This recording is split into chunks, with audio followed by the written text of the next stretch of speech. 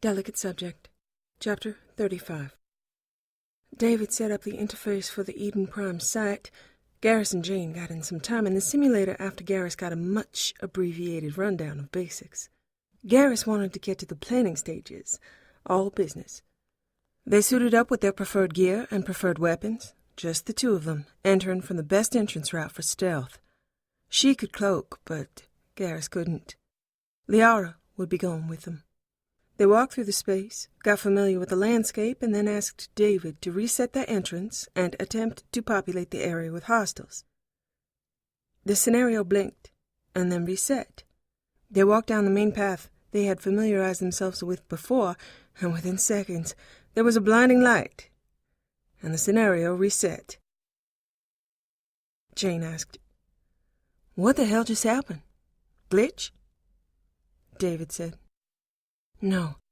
There were explosives placed under that path, and your passage detonated them." Garrus started to laugh. Jane said, "Okay." "You did not specify that the hostiles be stupid."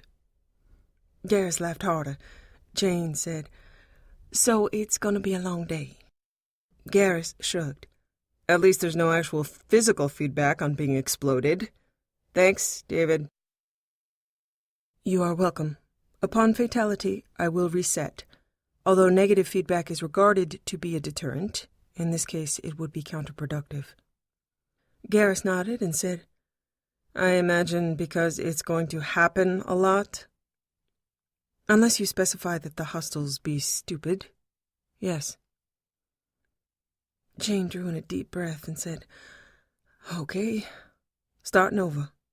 Garrus fiddled for a bit with visor specs, with David's assistance, clarifying whether or not his real visor would have picked up the explosives. David discussed his method of using layers of loosely packed stone that would shield the explosive from detection and helpfully behave as shrapnel. Why would someone booby-trap an entrance to that extreme? Aren't there kids around here? Garrus answered before David could. If they're indoctrinated, no. Everyone will work together and behave, and they can agree on this level of trap. David said, "And it worked." "And it worked. Okay." They found maybe 1 out of 3 traps that David set. They died. A lot. Jane was grateful explosions didn't do retinal damage or cause pain. They stood by the side of a modular building, trying to figure out whether or not the door, the threshold, or the room itself was trapped, as she said. "Elevators have always bothered the hell out of me. When I think of the things that have struck fear in my heart more often than not, it's been getting in a damned elevator, and here's my proof, right here.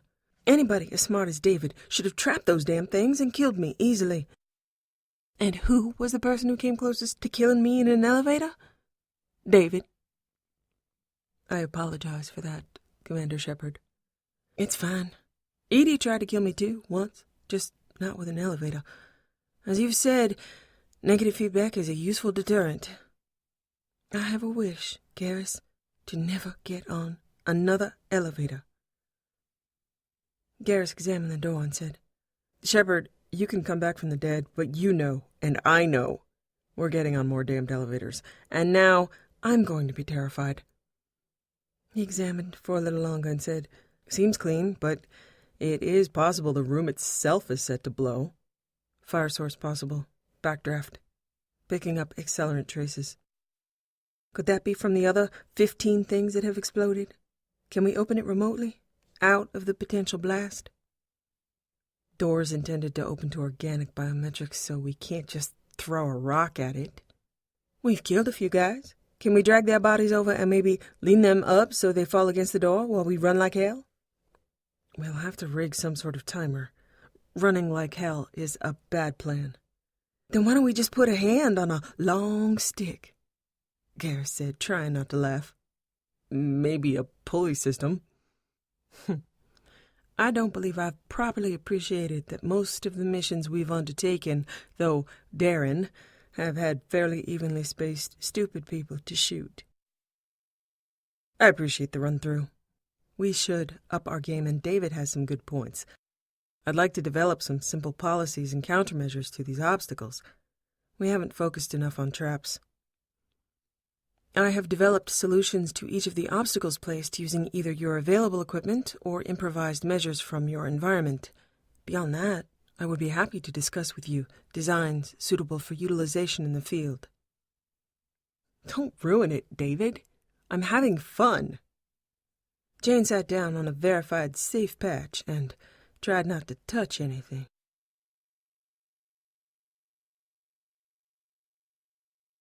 Prep for Eden Prime kept Garrus blissfully busy and energized about the possibilities of the interface, having discussions with David about how well simulated practice impacted the physical body.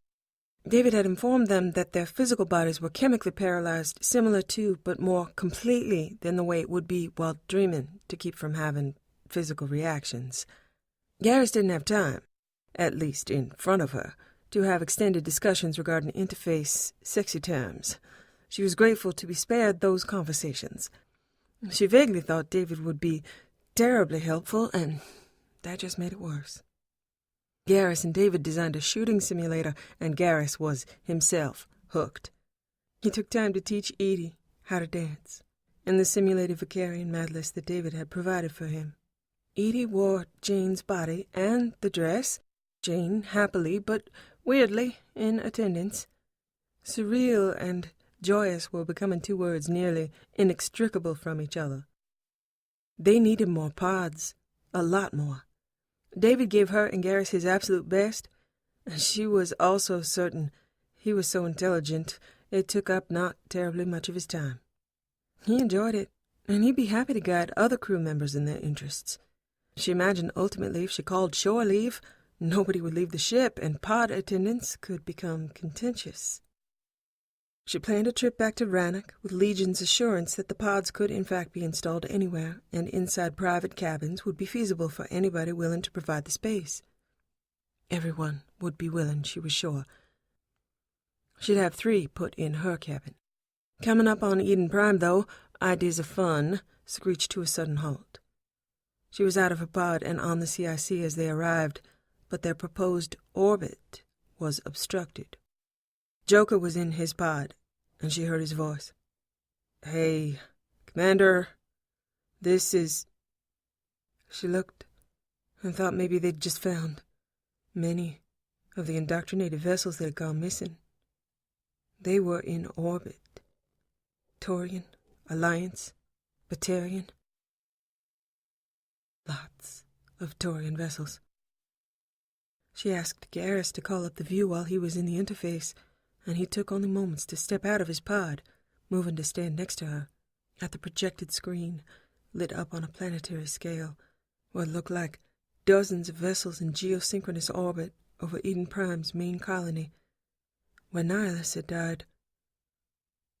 The last words she'd heard him speak in person had been, "I moved faster on my own." She had never forgotten his casual and dismissive words, as it struck her that needing to move fast or move on his own was odd, considering he was supposed to be observing her, and that it had cost him his life. Perhaps if he'd stayed with her, they'd have killed Saren together. Nihilus had lost it all because he had to play independent Spectre who couldn't be bothered to move at a human pace. But Saren wasn't the real problem, was he? Sovereign and his kin had no trouble finding new puppets, ships full of puppets. With Sovereign gone and Saren gone, the Taurian casualties multiplied. She whispered, out of caution, and a preternatural chill down her spine. "How's our stealth gonna hold?" Joker's voice answered, "I'm heading to the pole. Hopefully nobody's looking out a window. Either way, we're still the best ship, and I'm on it. David's on it. Edie's on it. Legion's on it. We should be able to stay undetected." She looked at Garrus, who was scanning the ship IDs as they were confirmed. She told him, "We could call in Palaven. We could call in the Alliance, but I think if we do that..." "If we do that, they're all dead. Indoctrination law doesn't extend pardons.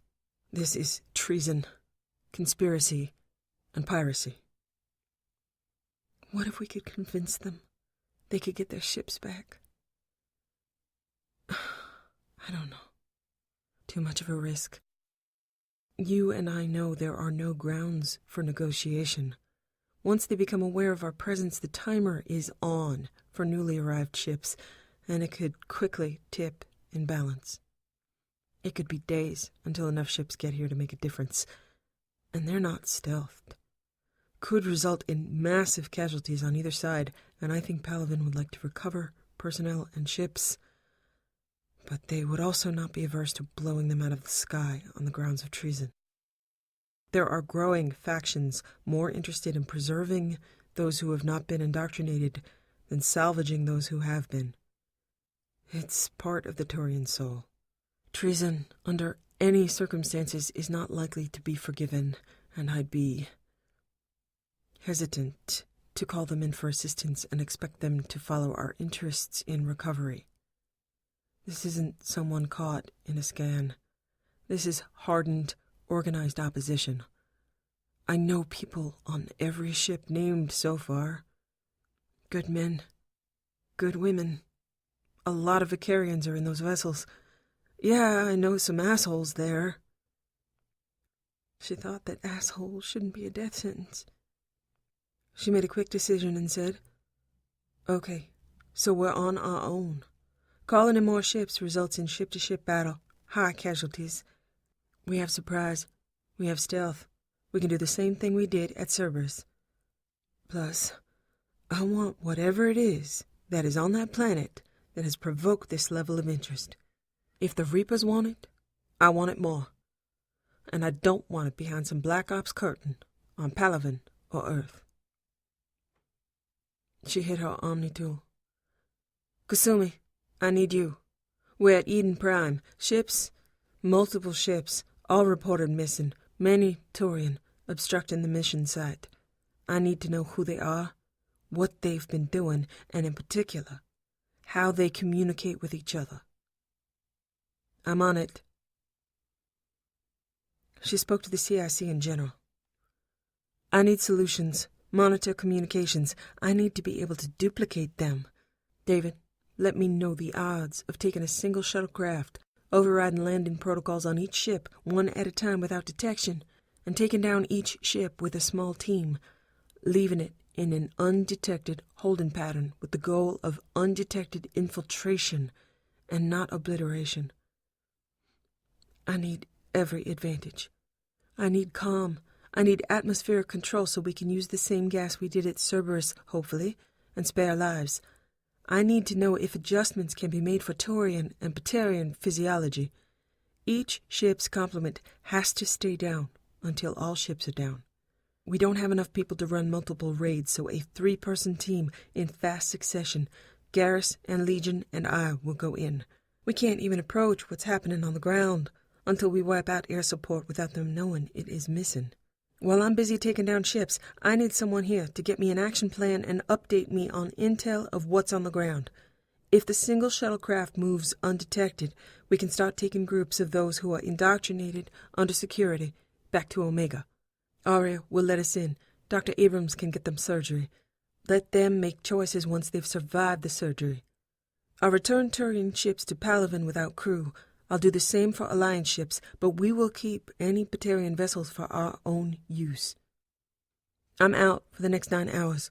I need answers then, and we need to go in 11 hours. She figured someone else would have a better idea soon, but she was going to have to prep for this one, and the only prep available was sleep.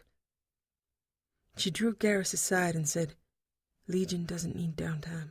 You need 4 hours. I need 8. I need sleep.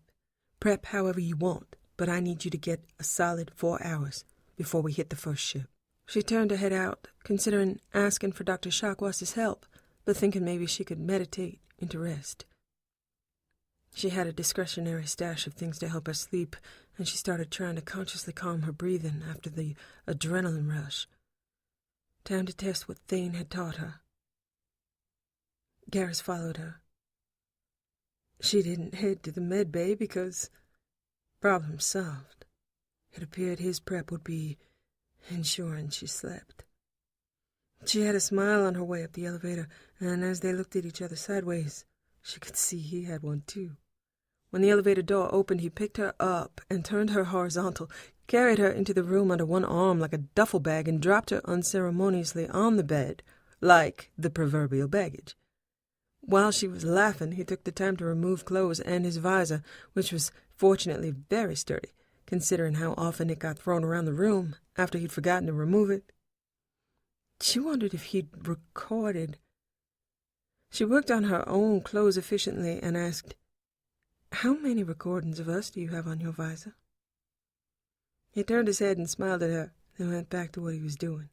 "That's a long conversation, and we don't have much time. But none of you. Thane encouraged me to record." She gaped, and then shimmied out of her pants. "Why didn't you ask me?" He sat down on the edge of the bed to get his footwear off. "Because you did not want a recording." She was done getting rid of her clothes, but he was still working on the bits that snagged and all the technical doodads he carried at all times.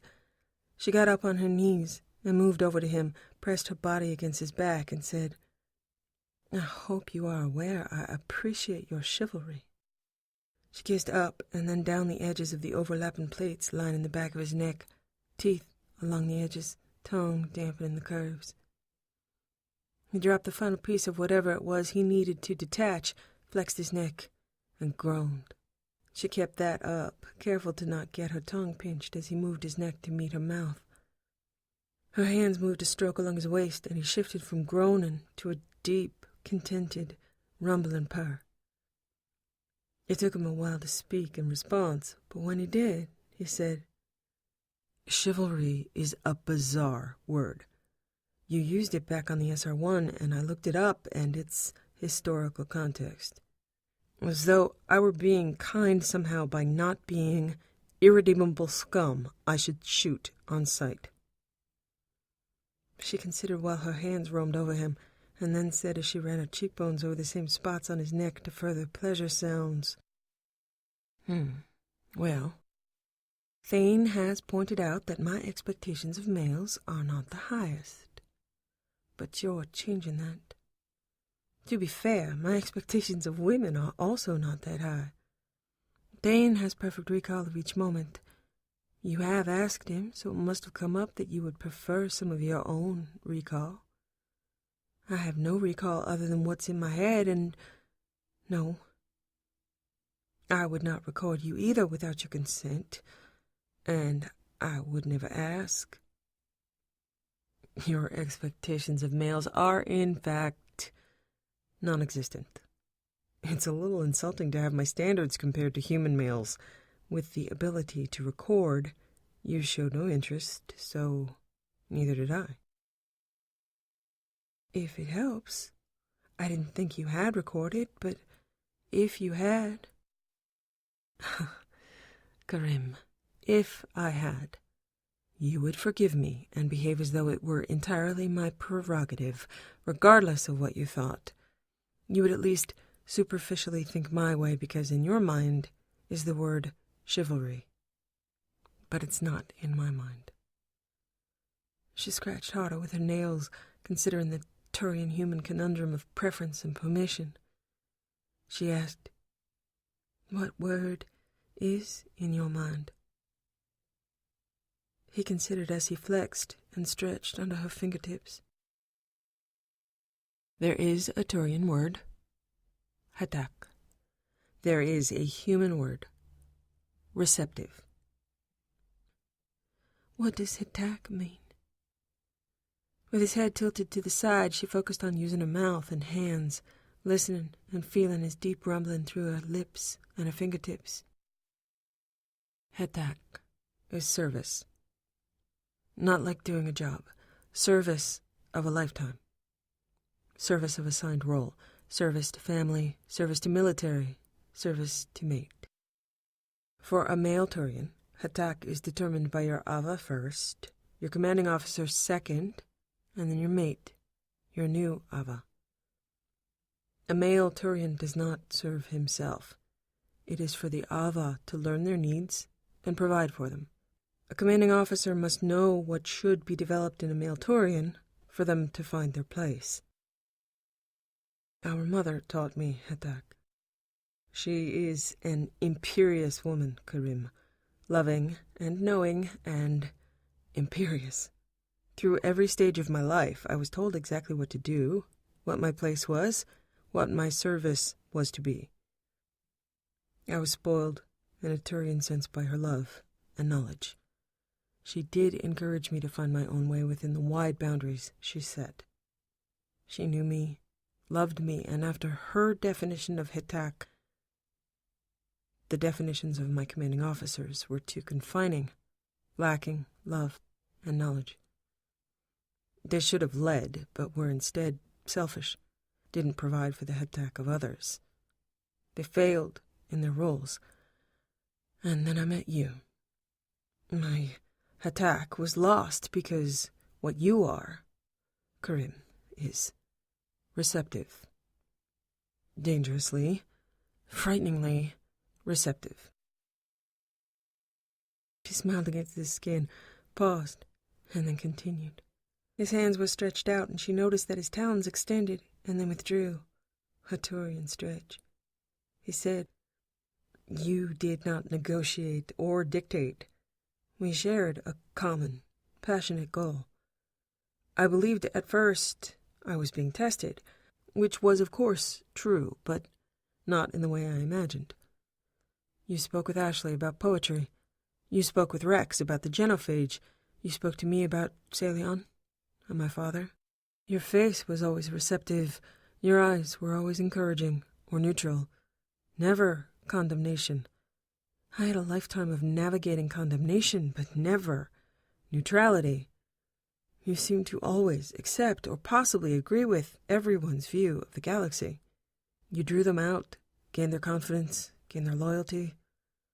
By the time I left your service, I had not worked up the courage to ask you a personal question. Not one. Because you are dangerously, frighteningly receptive. You know the right answer.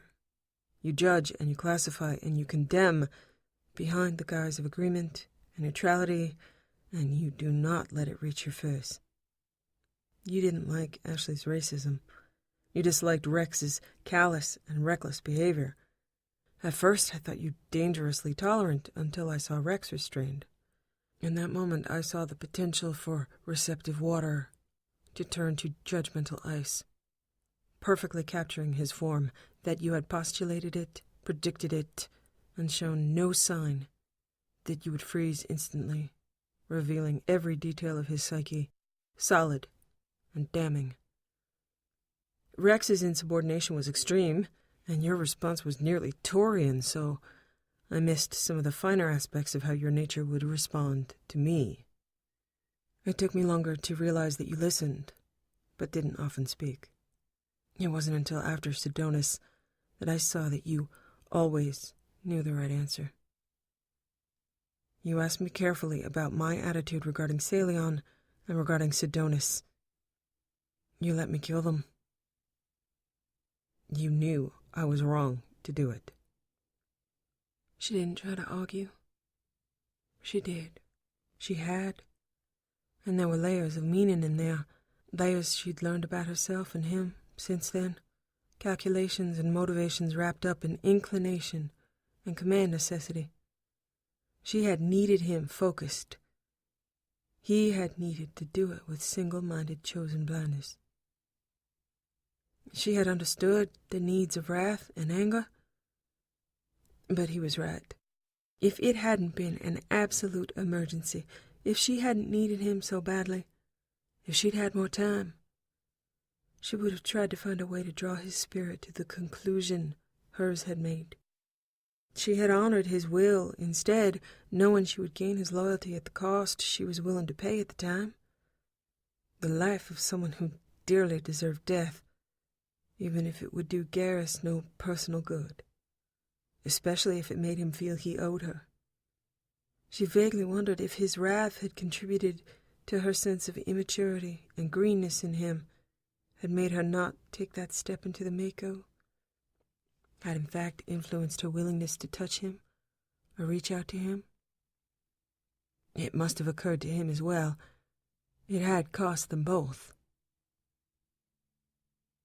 She said softly in acknowledgement, her hands moving on him. You were wrong to do it. I was wrong to transmute murder to loyalty. Given some power, I created my own attack. You gave me enough power for you to learn my nature, but not expose your own. I was far into being your lover before I realized, just as with Rex, you would allow me every arrogance and demand until you wouldn't. I wouldn't get a warning. And then I realized, it's always a test. It'll always be a test. You'll judge and then instantly forgive, and I'll never know what counts against me until the day you freeze, when I'm faced with my perfectly rendered form in frozen clarity. I occasionally long for the black and white I was raised to understand. Your deceptive, receptive gray has given me a depth of caution I never thought possible. Good thing you didn't ask me to let you kill someone else. Some of us do learn, Shepard. I'd let you kill 6, 7 more people, as long as we space them out once a year. I'll submit a list. So, why don't I like recordings? She wasn't sure she knew herself, but did know she had an aversion to the idea. He was willing to talk as long as she didn't stop what she was doing. Her breasts were warm, nipples finding a delicious spot against his hide and edges of plate on his back, hands enjoying the trim of his waist. I don't necessarily know, Karim. The simple answer could be that it's been a historical human practice for someone to record another during sex against their knowledge and publish that information for status or to humiliate, or both. But you trust me. You'd know that wouldn't be why. You might maybe understand that I would record you because you're beautiful, and the memories we create are cherished. I think maybe it lays more in the creation of a separate object, the recording itself, with the potential of independent interpretation and possible malevolence.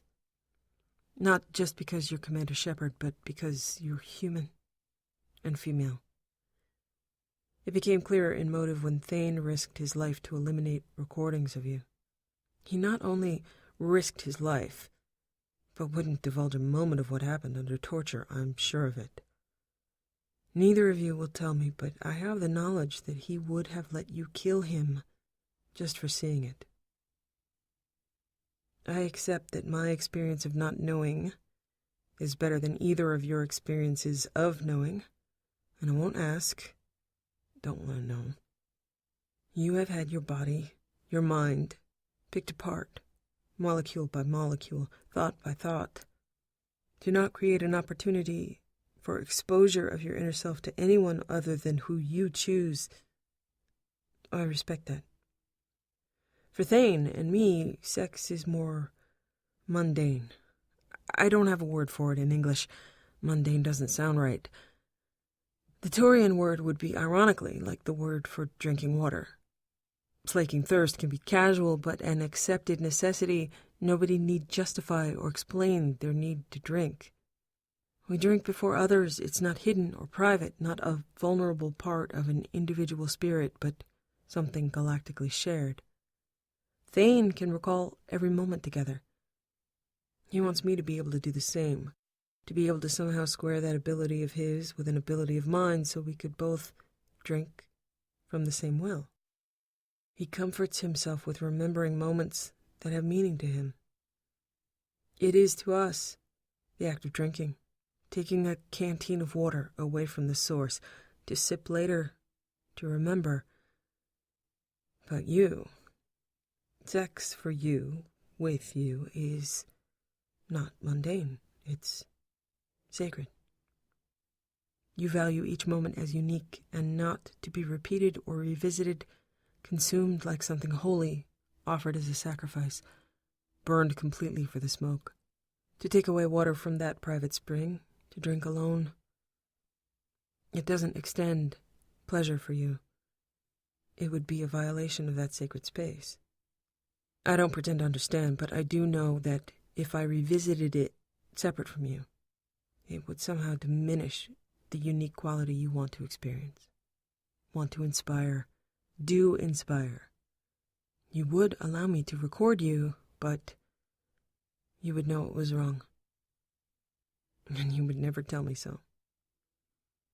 You would allow me to make any number of mistakes and never tell me so. Your spiritual life is tied up in silence and sex. Maybe I think it's right for you, but wrong for me. With that, he turned with a brittle laugh, caught her body under his, and pressed her back, stared at her with his attack-bound eyes, and said, "You're a better liar than Thane." He said that he once believed himself to be a sacred liar in the service of the gods, until he met you. Now he knows he is a thoroughly mundane liar, but that your lies will always be sacred. She was inordinately pleased. Not that she made Garrus crazy. That obviously couldn't be helped. But that he was like a sailor in love with the sea, saw churning waves and icebergs where Thane saw fire. A sailor from a species that could not swim. He was a liar as well. He did want to know. He would choose that he did not, because that was what she wanted, and it was unreasonable, and it was attack. He wanted to remember how beautiful she was to him, and she would not allow it in recordings. And that was attack. She had given him a path, and he had chosen to follow it, and it was uniquely human and Taurian, in turns and bends. She gave him appropriately neutral eyes with a knowing, loving smile. Thane knew everything there was to know about her, more than she knew about herself, and he still loved her. Garrus knew more about her than she knew, from the expressions of her skin and actions, and accepted that what he did not know belonged to her and was not his to take. They would both guard her with plate and venom and passion. Odd that taking down a few dozen ships together seemed like an average challenge, but it did. And she didn't doubt that they would win through. Just another day as an iceberg on fire. She pulled his mouth down to hers, and as always, not enough time to understand or change or fix. Theme is deciding that he would be able to kill Celion or Sidonis. She made her imperfect choices. He followed, and made sure the consequences of her folly were lessened by benefit of his rifle and his sheltering arms. It was going to work the way it had worked, and it worked well. She murmured against his mouth, "Garrus Vakarian, I love you. I think I couldn't love you more, and then there are more moments." His hand spread devotion over her skin. His mouth pressed words and love into her heart and mind. His body pressed pleasure and belonging into hers. She slept those 8 hours, with his words in her dreams, swirling visions of ships at sea, and spinning frozen stained glass, and all the beauty of their lives together, swept up in his hands, and offered as a bouquet of the moment, thrown with wide arms and gusting wind into the water.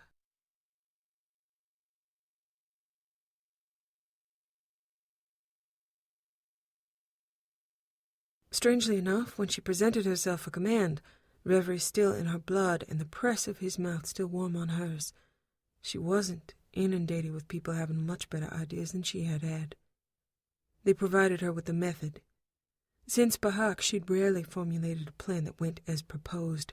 Someone had stepped in, so she didn't doubt anybody with a better idea would speak up. They'd had 9 hours to test out and formulate, and she was given a solemn batch of stims by Dr. Shakwas with a significant look. She had to go. She set a tentative goal of staying up for approximately 3 days, which was doable even in recent memory. The issue was How quickly could they take advantage of having the ships and then make the push on the ground? She'd need to rest there also, and having it all hang fire on her ability to be conscious. Monitoring of communication had revealed not terribly much in terms of communication between the ships, which was good and bad. There was no communication to keep up or duplicate, but there were no communications to decrypt and determine what was going on. They only had 8 hours of sample. They had to assume that the indoctrinated personnel were there to recover the Prothean jackpot, whatever that was. Edie had spoken to Tim about it, who professed ignorance. There was industrious digging on the ground and an exposed pod, for all they could gather, but absolutely no information on what to do with that pod. Something about indecipherable recordings. Eden Prime was strip mined from its previous appearance, the mock-up of what it had looked like, even grounded, and with memories of explosions and traps now obsolete in the course of the passing hours. Alliance might show up at any time, though obviously it still took a lot to get people to drag themselves physically out to Terminus. Time to roll the dice. They loaded into the shuttle and got underway, the overrides on individual ships being coordinated between the geniuses back on the Normandy. They had seconds for tolerances, and had to hover and hope it would work. Fortunately, it went easily, Turian ship specs holding true without radical modification. They were in the bay, and to the ventilation system undetected, the first ship was down in 42 minutes. No fatalities among the crew. Garrus's eyes lingered slightly longer on those fallen bodies that had Vakarian paint. With travel time between takeovers, 27 ships to go. With the first ship down, shuttles on that ship were left to Normandy security personnel who were fully suited and armed with lots of ways to deliver sleepy gas. They started to ferry bodies to Omega. With direct access to the first ship's computer and comm history, they decided rather than try to communicate any level of distress as a trap, they'd continue on with the same pattern as Edie and David and Legion sorted through the data, seeing if they could help refine their approach. They could rig the bays without assistance, and people on alert was the last thing they wanted. Back into the shuttle, adrenaline high and hope soaring, they continued their delicate leapfrog. It was the 9th ship that fucked them up. 17 hours into the operation, non-stop. They had peace, radio silence, and they were getting the hang of the layout of the Turian ships, deciding to take them all out first. Unfortunately, this one had at least one Turian on it that was still functioning, and either managed to get suited or was suited when they started. The Turian had accessed the ship's CIC and was attempting to communicate with the ground and with other ships. David had blocked it and attempted to respond as a decoy, but the Turian, a female, had given up quickly. Shepard was trying to play catch-up, and by the time they made it to the CIC to attempt to isolate her, she was gone. Garrus said she could sabotage the shuttle or take another. Shepard turned back to Garrus and Legion and said, Garrus, see what you can do from here. David, keep the bay frozen. Garrus, help with the shuttle bay, shut down comm from here. Legion and I will go play hide and seek. Find her. Garrus's jaw worked as though chewing on other possibilities, but said, I'm on it. They hadn't been screwing around with traps for nothing, so although she left the CIC, some feeling at the back of her neck made her think and move as though every square foot of this entire ship was trapped. Because, with an indoctrinated Turian running around, self-preservation was not necessarily her highest priority. She did play hide-and-seek, but changed her target area, motioned Legion aside at the exit, ducking before heading into the elevator. She kept her eyes on the room and saw the not-so-stupid Turian woman detached from the side of the CIC behind a console with a fucking rocket launcher because, of course. Jane shot her in the back as she was bringing the rocket launcher around. She never got it aimed at Garrus, but she did get it off before she fell, and there was a massive, sucking hole in the canopy. This wasn't Jane's first massive sucking hole in a canopy, and that wasn't the most fun, but Garrus was at least unharmed.